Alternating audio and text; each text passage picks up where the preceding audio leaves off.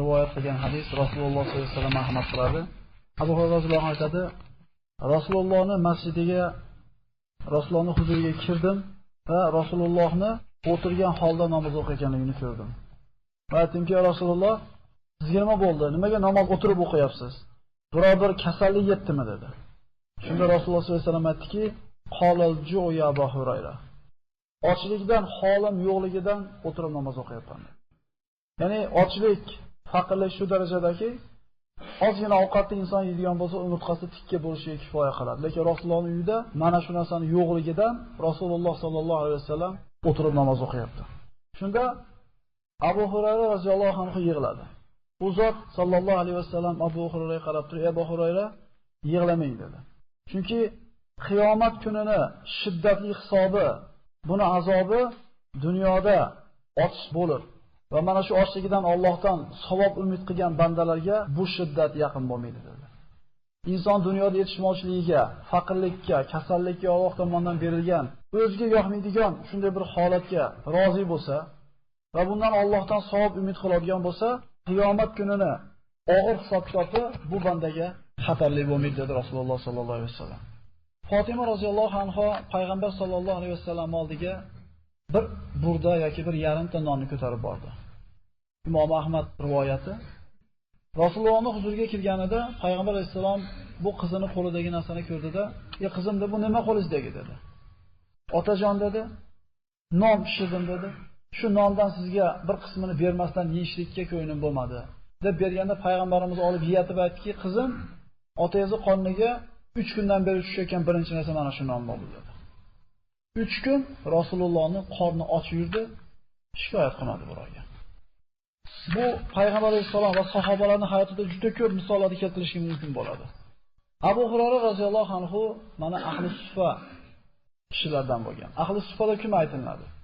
Rasulullohning masjididagi bir burchakdagi suffaga yoki bir chodirda yoki bir kapada oilasi yo'qligidan, tirikchiligi og'irligidan yoki bir dunyo tijoratiga kirishmaganligidan masjidda kunini o'tkazadigan kishilardan edi. Rasululloh sollallohu alayhi vasallam o'zi sadaqa yemas edi. Agar masjidga birov xayr ehson sadaqa qilsa, ana shu ahli suffaga berardi. Agar birov hadiya qilib olib kelsa, payg'ambarimiz hadiyani qaytarmasdan olardi. Abu Hurayra roziyallohu anhu mana aytdik, faqir bo'lgan, qorni och bo'lgan. Qorni shu daraja och bo'lganki, Imom Buxoriy rivoyati, yegan hech narsa yo'qligidan boy sahobalar masjidga kirsa, bu Rasulullohning tarbiyasini olgan kishilarni qarangki, bir hikmat egalari bo'lgan ekan. Qur'onda shunday mazmunda oyatlar bor. Ular Alloh taolodan hayo qilib, iffatda turishlikni xohlab, bandalardan so'ramaydi. Lekin ularni muhtojligini yuzidan o'qisanglar bo'ladi deydi. Aytamiz-ku, qorni to'g'ri, qorni to'g'ri kirib chiqib ketyapti boy sahobalar, davlatmand sahobalar. Abu Hurayrani holiga hech kim yetmayapti. O'tirib, nozik bir ishora qiladi. O'tiringlar dedi, Qur'on o'qib beraman dedi. Haligi sahobalar o'tiradi, o'tirib shunday oyatlarni o'qiydiki, Alloh taolo xayr ehson qilishlikka targ'ib qilgan oyatlarni o'qib beradi. Va mimma razaqnahum yunfiqun. Ya'ni shunga o'xshagan Alloh biz ularga rizq qilib bergan ne'matlardan infoq ehson qiladi degan oyatni o'qib berardi-da, haligi sahobalar jamil deb qo'yardi. Zo'r o'qidingiz dedi, turib chiqib ketarar ekan. Ayta olmayapti. Muhtojman, menga kerak ozgina bir yordam qilinglar degani iymoni, hayosi yo'q qo'ymaydi.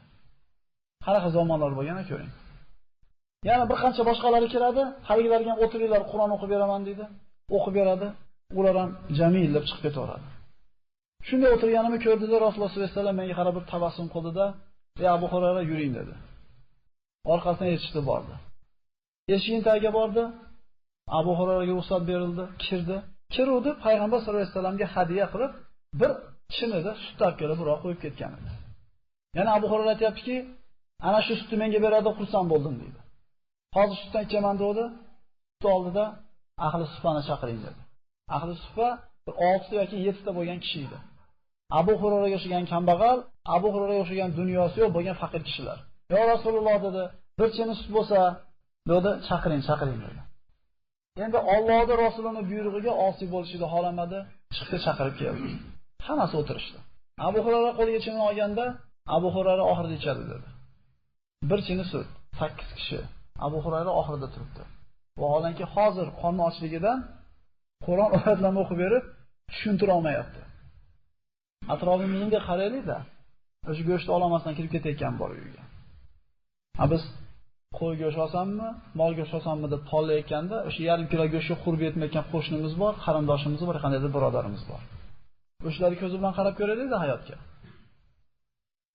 Qayoqdan bilsin bolalar, otalari ham mahzun bo'lishsin deydi bir shoir. Siz shart-shart narsani olayotgan paytingizda yoningizdagi birodaringiz bolasidan indamay o'tib ketyapti, chunki yo'q.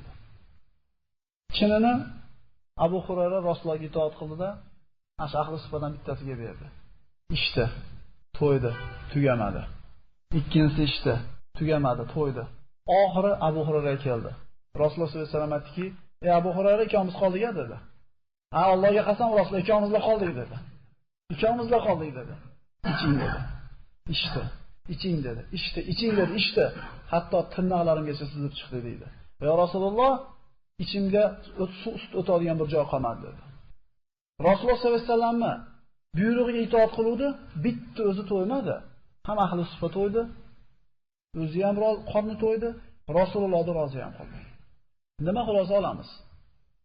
Payg'ambarda Allohning hukmiga xo'p deb yashagan kishi, o'sha bir chini sut bo'lsa ham o'lchamasdan ichaversin, bismillah. Kecha aytdik. Oysha onamiz o'sha arpani yo'rdim, Rasululloh o'tgandan keyin tugamayapti, yo'rdim, tugamayapti. Hayron bo'ldim, nega tugamayapti? Xorozda tortib qo'yuvdim, tugab qoldi dedi. Demak, Allohning bergan kuniga rozi bo'laylik-da, bormi, yo'qmi, ozmi, ko'pmi indamasdan yashayveraylik. Barakot bu juda ko'p boylar bilmaydigan kambag'allarning boyligi. Bitta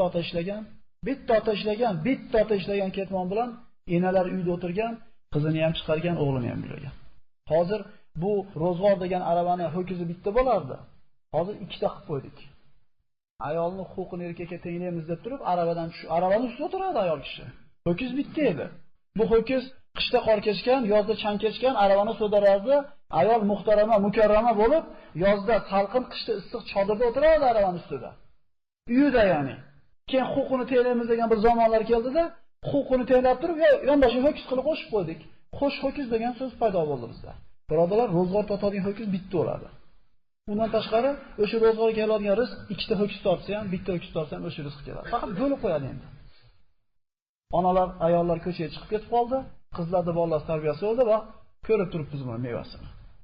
Abu Hurayra roziyallohu anhu aytadi, payg'ambarimizni minbari bilan hujrasining o'rtasida namoz o'qiyotib bir kun yiqilib tushdi. Bu Imom Buxoriy rivoyati. Yiqilib tushdim. Bir odam kelib tef ko'rdi deydi. Bu majnunmi, bir aql tushib tutqaloq tutqolimi deb tef ko'rdi deydi meni deydi. Bo'ynimdan ezib ko'rdi deydi. Vaholanki menga tutqalog'im ham yo'q edi, jinni ham emas edim. Ochlikdan yiqilib tushdim deydi. Kimlar? Abu Hurayra roziyallohu anhular. Ular shikoyat qilmagan, chunki ularning habibi Muhammad Mustafa sollallohu alayhi vasallam ham xuddi shunday faqir yashar edi. Rasululloh Quraysh karvonining yo'lini to'sgani Abu Ubayda ibn Jarroh boshligidagi bir qo'shinni jo'natar ekan, bir xolta xurmo berdi. Qo'shinni qornini boqqani boshqa narsa yo'q. Qanaqa qilib tirishlik qilardilar desa, bitta xurmoni olib turib, tushunib turib, orqasidan suv ichib olardik. Shu bilan qornimiz tikka yuraveradi deydi. Odamni tikka qiladigan narsa ovqatning ko'pligi emas. Xuddi insonning hayotini shirin qiladigan narsa pul bo'lmagandek. Yuraveradilar, yuraverardik. Biz shuni qilib ko'raylik-a. Xurmoni tushunib turib, biz yeb olaylik. Novocham ichib olaylik orqasidan.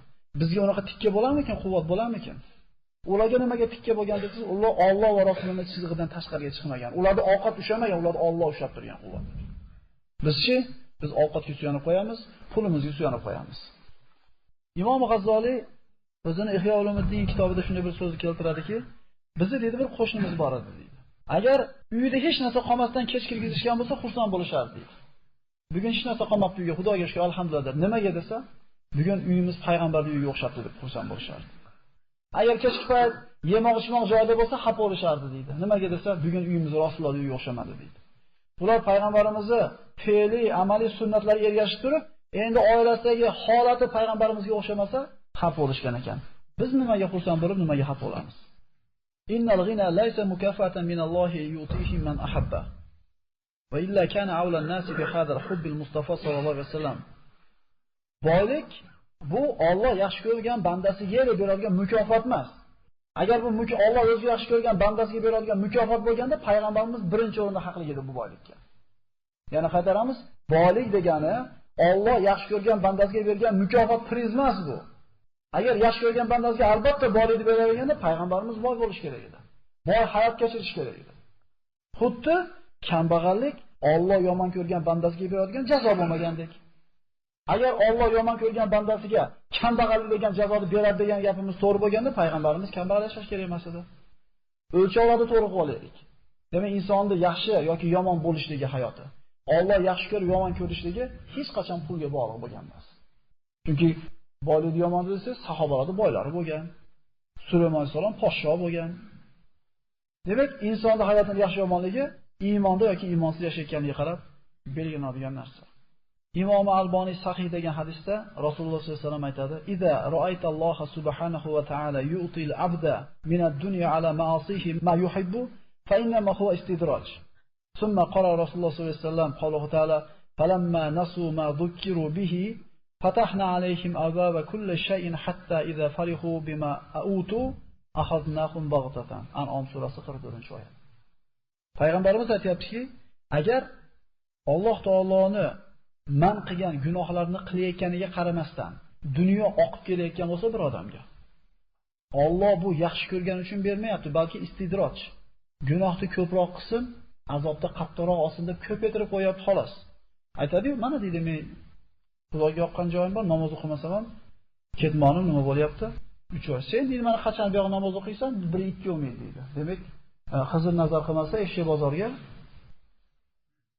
kim nazar qilmasa, men hayotdan olib gapiryapman. Xizr nazar qilish kerak ekan. Bu haliga boylik, kambag'allik, yaxshi yomondan o'lchovdagi odamlarning gapi bu. Alloh taoloning quyidagi oyatini payg'ambar alayhisalom o'qib berdi. Astagfirullah, qachonki ular payg'ambarlari eslatgan narsani esdan chiqarib qo'yishganidan keyin, Allohga osiy bo'lgandan keyin ularga hamma narsani eshigini ochib qo'ydik. Dunyo ham kelaverdi, amal ham kelaverdi, mansab ham kelaverdi, hurmat ham hammasi kelaverdi. Mana shunday bir xursand bo'lib turgan hollarida to'satdan ularga bir balo keldi, to'satdan azob, o'lim keldi, ularni mahkam ushladi azob bilan. Yana qaytarib aytamiz, zo'r dunyo matosini zo'r bo'lishiga uni albatta yaxshi degani emas. Falaysa fi kulli zahyanin yakunu az-zavalu ni'matan faqran va az-zavalu al-faqri ni'matan. Har zamonda ham bir ne'matni ketishligi bu faqirlik degani emas. Va har doim faqirlik ham ne'mat emas. Chunki Alloh taolo bir bandani yaxshi ko'rsa, oxiratda beraman deb turib dunyosini olib qo'yadi qo'lidan. Tushunalingmi?